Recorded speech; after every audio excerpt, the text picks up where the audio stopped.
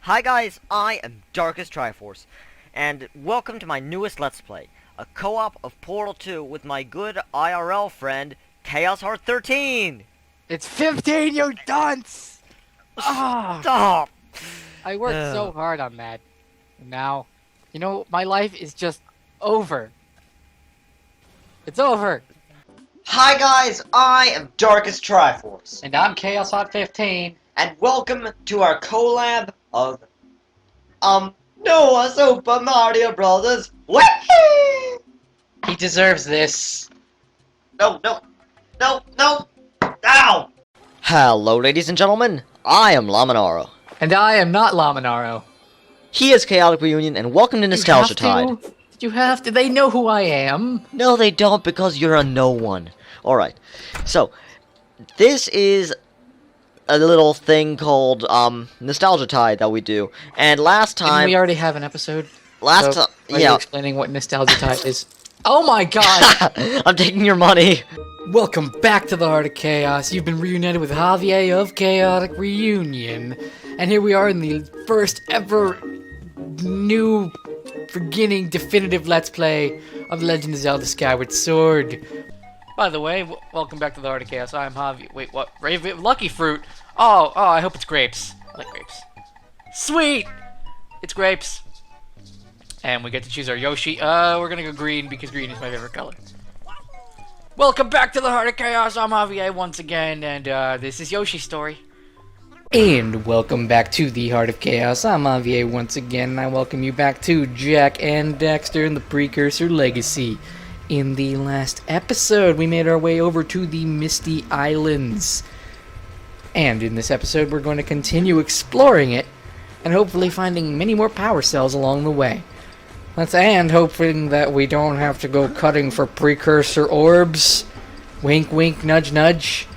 And welcome back to the Heart of Chaos. I'm Javier once again, and I've been listening to these people praise Father Washington. Amen.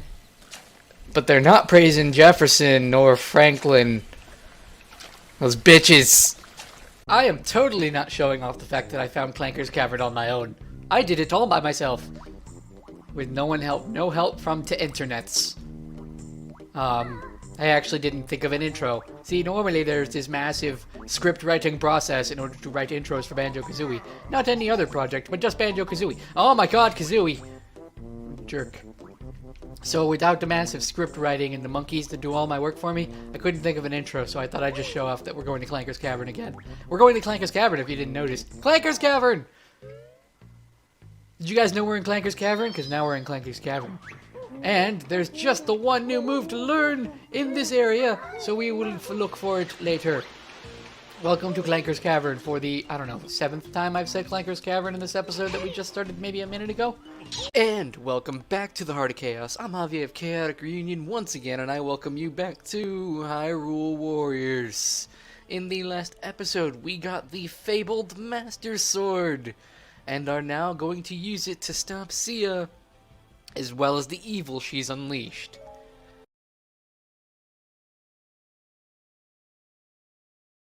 But I don't want to leave the pretty. No. Fine. Welcome to Chaotic Reunion after bringing myself hard, very hard, to come back to The Witcher 1. I'm back. And welcome back to Chaotic Reunion. I'm Javier of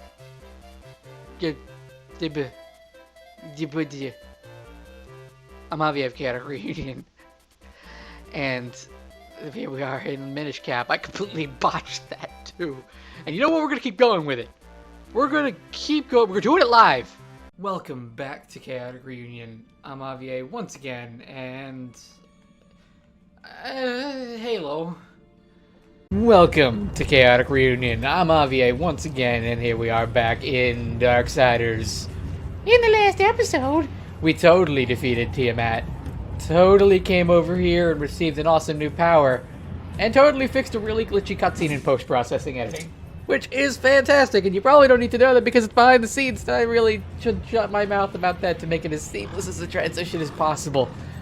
Welcome to Chaotic Reunion. I'm Javier, and here we are in Paper Marrow Color Splash. In the last episode, we saw this toad fall off an airship, and he's hiding behind this bush, as you may be well aware. If you haven't seen the last episode, well, he's naked under there, or at least very close to naked.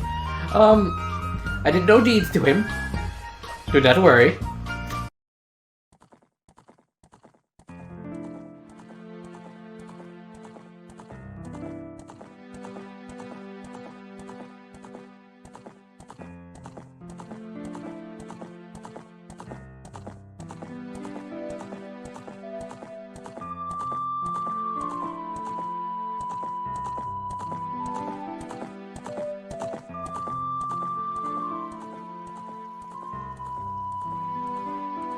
You ever get that feeling of just straight up nostalgia?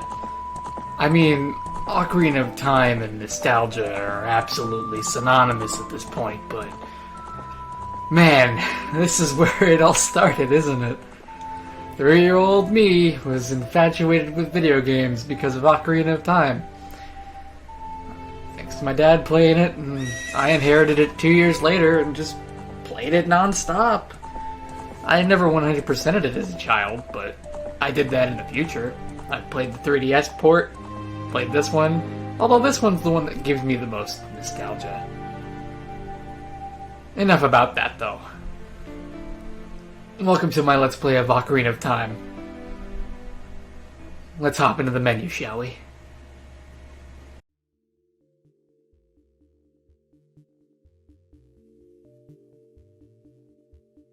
Welcome back to Chaotic Reunion.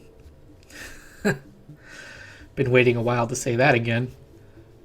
Back in the time where I was making half-assed Let's Plays all the time, Skyward Sword, Jak and Daxter, Hyrule Warriors, and the Minish Cap finished, and a whole slew of different projects started and stopped on a whim. I got bored, it didn't go anywhere, the whole personality I was trying to perform just felt forced or didn't stick. Completing projects just wasn't my strong suit back then. Completion?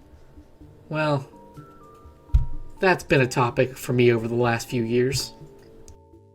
I mentioned in the last video that Yakuza 0 awakened some kind of beast inside me. Hitting 100% on the completion list and getting every achievement wasn't always fun. In fact, it was sometimes downright infuriating, but it felt rewarding. PlayStation Platinum trophies and seeing that perfect 1000 gamer score is such a nice, euphoric feeling that just makes it all feel worth it, even if it really isn't all that special in the long run. I've done a few completions in the past before my switch to Xbox as my primary source of entertainment. I've 100%ed most of the Zelda catalog, including Breath of the Wild. Twice. I don't have a problem. In fact, side tangent? Nintendo, buddy, pal. Why don't we have a modern system for displaying progress yet? Even if you just had like a sticker collection with achievements tied to them, it'd be so nice to display on a universal profile that I went the extra mile. Even if you didn't do any of it retroactively, I'd be one of the insane to pick up my controller, tell every potential partner within a 17-mile radius, and recomplete numerous games. I mean, you literally have a service with old Nintendo classics, hire an intern to name some easy and hard ones, and just go. All 120 stars in Mario 64, or all golden Skulltulas in Ocarina of Time. Achieve the Fierce Deity Mask in Majora's Mask, or time trial times in Race 64. There's a ton of potential and replay value, and in this market, keeping people playing is what's key, and doing it without a half-baked live service model would be even better. Anyway, tangent over.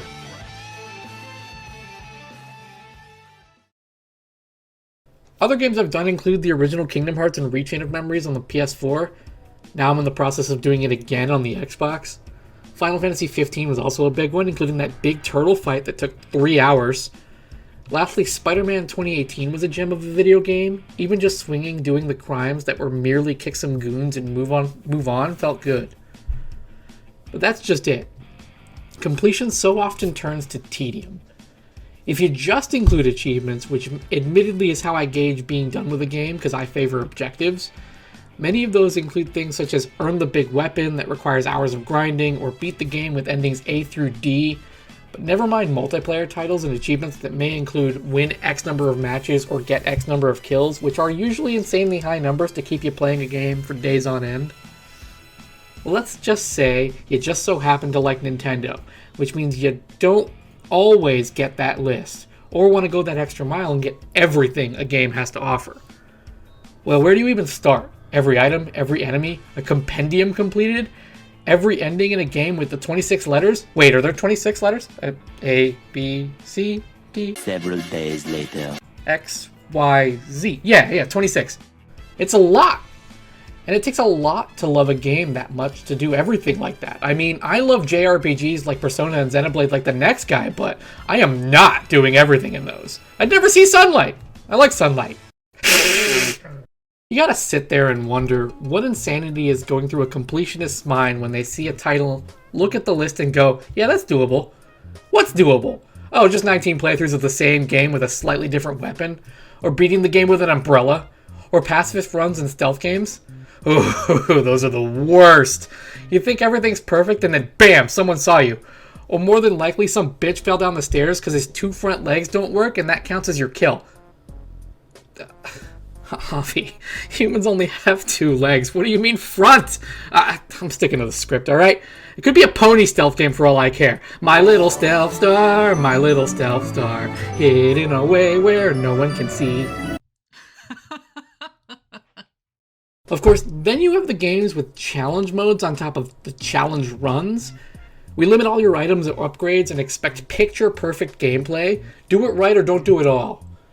You're having fun, damn it! You gotta wonder who hurt these people. I suppose the intent is for someone to give it a go and then say, sure, it's not for me, and leave. Hence the baby achievements that show someone's attempt at a mode. But in reality, for a completion, it's load up and go. Yeah, this is my life for the next 16 hours, 32 minutes, and several cry sessions. Because that's just how we like our free time. I kid you not, my wife has looked over during my sessions countless times and asked point blank, you don't have to 100% it, please. I'll just go, wench, you listen here, you are correct. Once we're over the wall, go for the males first. The children we can sell, and the women. The women. We will always treat with respect. We always respect the women. And it's true. We don't have to do any of this. It's optional, right down to even playing the game if you want to go at it that hard. But like I said, satisfaction. I had a milestone myself last year, 69,420 using Goat Simulator. If that isn't peak fiction, I don't know what is. We planned out an exact route to ensure I got to that number, then executed it flawlessly. By that I mean we got the wrong achievement and I almost ruined everything, but it worked! Pictures proof. My goal this year is 100,000, but I'm sitting at 81k now. Thousands gamer score on average per completed game. Average beaten game is anywhere between 300 to 600. I have a foolproof plan, which also involves me playing Like a Dragon Ishin, because I have a problem. It's a fun goal for myself, no real stakes, unless I should get some? I'd need ideas, though. That is not a suggestion. Let's Players from like 2008 to 2015 or so had a big influence on people's perception of what they could complete. On a public space like YouTube or Twitch, it's easy to fall into the hype and just let it ride on your favorite games. Long, short, hard, or easy, what games have you 100% completed? And do you have a platform of choice? Games are games and they're meant to be fun. Get out there and share your passion, your enjoyment, and your drive. It's meant to be an art form. It provides us an escape and a challenge. Never fear that you're wasting your time doing something you love. Just remember to moderate. And remember, when that post-game depression hits, there's always outside. Who am I kidding? Give me the next game. Later!